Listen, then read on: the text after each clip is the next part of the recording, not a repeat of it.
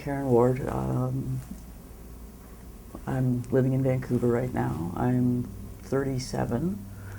I'm an artist and a writer and a ex-historian. I live with a mental illness, and it keeps me pretty busy. I'm a collective member at the gallery Gachet, which is an artist-run center in the downtown east side of Vancouver. We've been around for almost 20 years, and we're unique in the country. We're an artist-run center by and for people with mental illnesses. And when I think about it, I've worked on various kinds of magazines and publications for like probably on and off since I was 15 or 16, which is just ridiculous. But they're lots of fun, and it's important to me. On one level, it's important to me in a lot of ways. One way is that I see my role as bringing different voices together, and putting these. Then more importantly, is bringing that collection of different, and interesting, and unique voices to the unsuspecting public, I try really hard to do stuff that's unique and thought-provoking and different.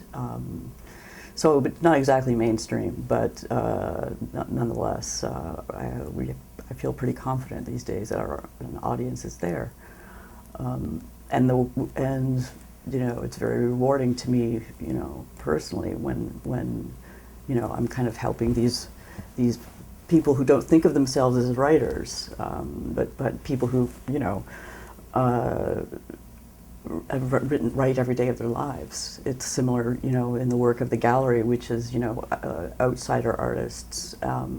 We had a show in February. It was a man who never actually stepped foot in any art gallery in his entire life, and he produced these amazing paintings with stuff he bought at the dollar store, and they were like this intense visionary art on cardboard that he'd found in the dumpster. And you're just like, that's so amazing. You can't even, part of you doesn't want to tell the rest of the world about it. I can't work an 8-hour day. I can work, but I do consider myself working every day for at least a few hours, and that helps my mood. I'm more productive. I'm happier. I don't, I'm feeling really good about contributing to, first the gallery, and also, in a wider sense, it's very gratifying to see images you make, pictures you make, words you write out in the public, and it's been one of the things that's driven me most of my life, is that that desire to be out there and have something to say. Part of me, despite my best efforts, is a bit of an idealist, and I want everything to be directed towards everyone's general good, and it disappoints me so much when that's not the case.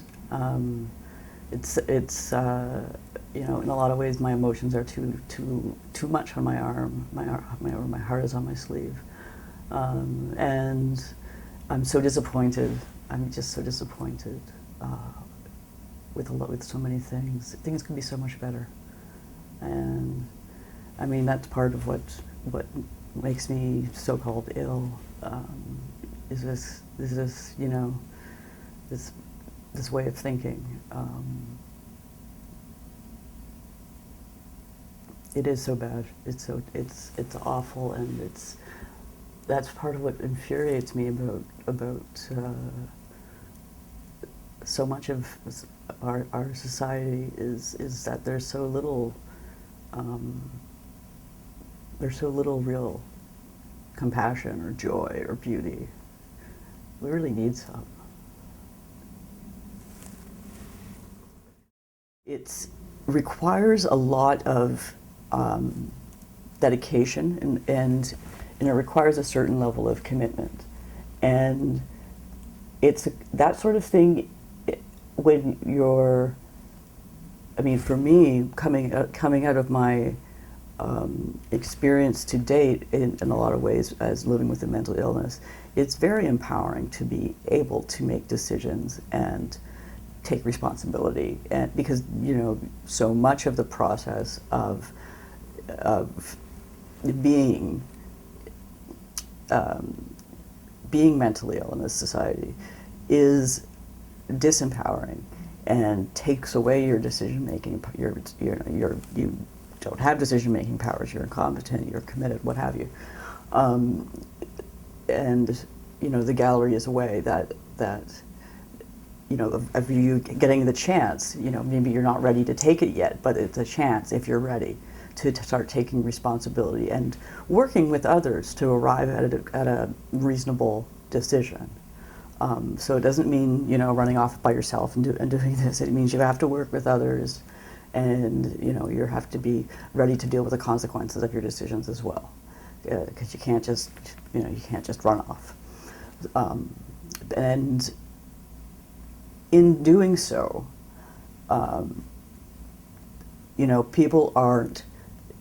people who are working and trying to fulfill something and are passionately connected to what they're doing every day are, they are not, in fact, terribly ill. They're doing really well, and a lot of people would be really jealous of the opportunity to do that, and the kind of satisfaction which is it's unique and powerful, and it's worth it ultimately. So there's my idealist again. I mean, it is ultimately worth it, and it is worth, to some extent, the terrible struggles that sometimes that you go through in your mind being pathologized, and your thoughts, your mind being labeled sick. You really don't trust your thoughts, and you need to rebuild your self-confidence and the belief that what you have to say is valid. In this kind of philosophy I've lived with, and that there is a genuine, non-commercial, art that does still deeply matter and is very engaged and is means it and wants it. It's really important. I mean, it's hard to believe that sometimes when you walk around in Vancouver. Everyone kind of there's a lot of culture of conformity, but yeah, it's for real. So yeah, I think that's really cool, and that's the main part of the fun about the gallery is really the collective nature of the decision-making process. It can be, I think, as anybody who's probably volunteered with a group of this kind, it seems like it takes forever to make decisions, and everyone's got their very interesting personalities at work, and trying to make decisions that can seem like it takes a long time, but it's the whole process of working with each other that really is the rewarding part, and bringing more and more people into the mix, really. And feeling like you're reaching out into the community and you're part of the community. It's really, it's a critical role. I think that art does play a critical role, or should try to,